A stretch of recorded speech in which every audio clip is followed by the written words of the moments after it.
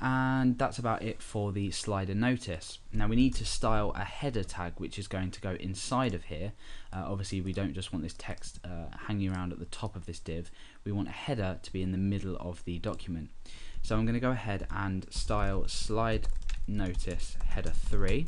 So any header 3 tags that appear within the slide notice div will take this style, and that is position, relative, padding we're going to set to 0 pixels, and the margin we're going to set to 0 pixels as well. That's important so we don't get the padding that's default for headers.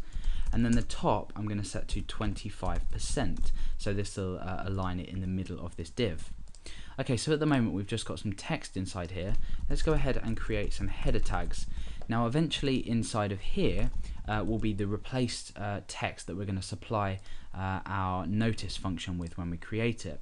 So for the moment you can just see we've got the text here. We've got it aligned in the center of this div and we haven't got any padding around it.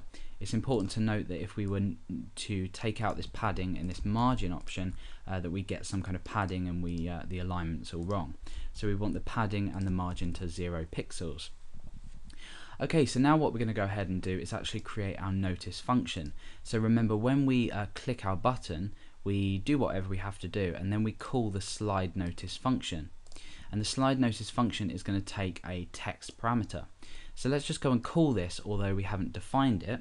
So I want to call slide notice, and inside here I want to supply it with some text. So obviously we've associated all actions inside of this function with saving user details, and therefore we can go ahead and create some text in here. So your settings have been saved.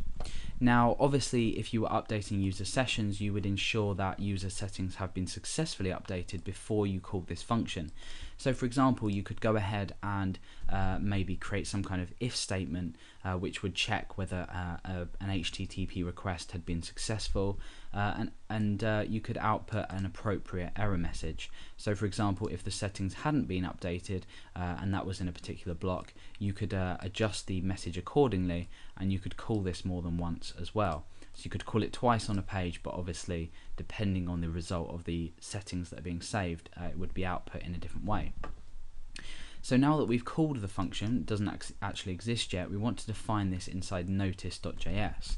So let's go ahead and define the function. Again, this is called slide notice, and we take some text in here. Okay, so this text here is going to be taken into account inside of this block, and we are going to change the content of this div and then slide it down, and then we're going to delay for a while and slide it up.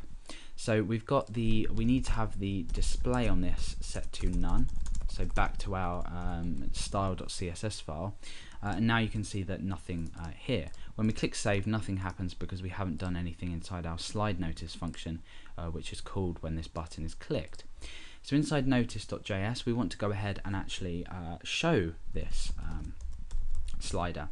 So we reference this as slide notice. Remember, our div is called slide notice, so we're using a selector to select this div. Now we want to go ahead and do something with it, so we can just first of all say show. So this will when we click this button, obviously we're calling this function. When this function is called, we're going to show slide notice. So let's go ahead and test it out. Click save. You can see that this div is now shown. So that's the first part of it. We've enabled the button to show this particular div based on this function. But now we want to make it obviously applicable to the tutorial, what we're actually doing. So what we want to do is we want to apply some HTML to this div, and the HTML is going to be some header tags, so some header 3 tags.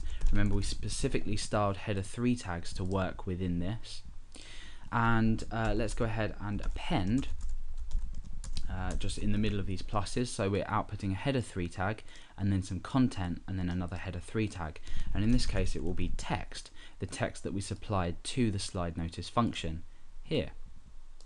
So now that that's happened, we can go ahead and show that again.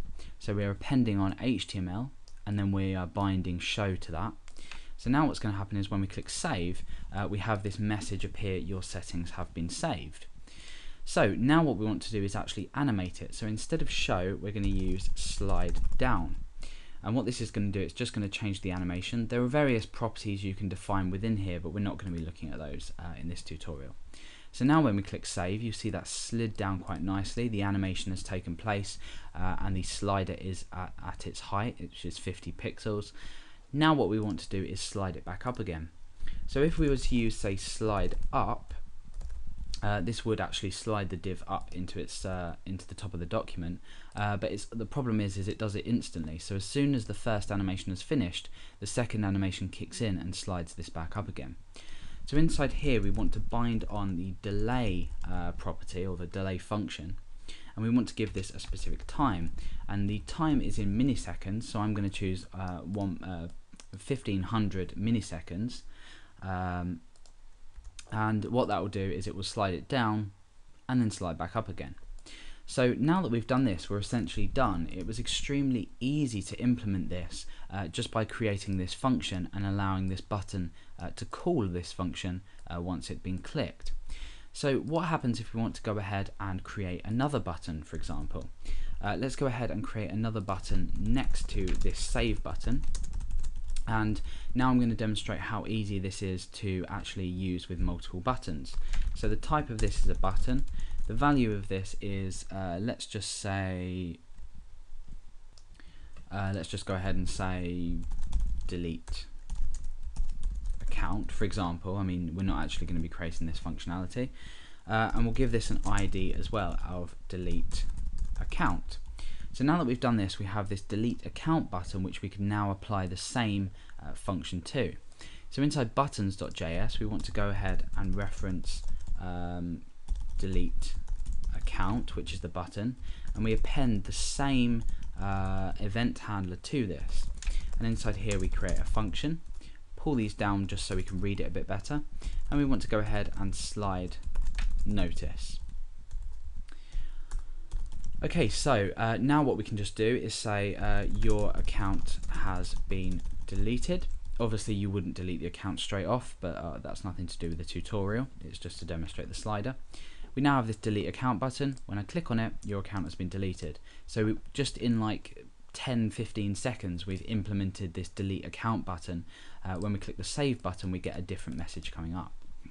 So overall, this the benefit of using this function and allowing this text to be passed to it will allow us to create this nice animation here, and putting these header 3 tags just inside of this div allows us to call it upon any button click. So we can just call this function multiple times in our application without having to replicate this code, which is essentially the point of a function. So you can see how easy it is to implement this. We've used quite a lot of CSS, but it's very basic CSS that just allows us to create a div at the very top of the page that's going to overlap all the other content. So you could probably now go ahead and implement this into your website extremely easily.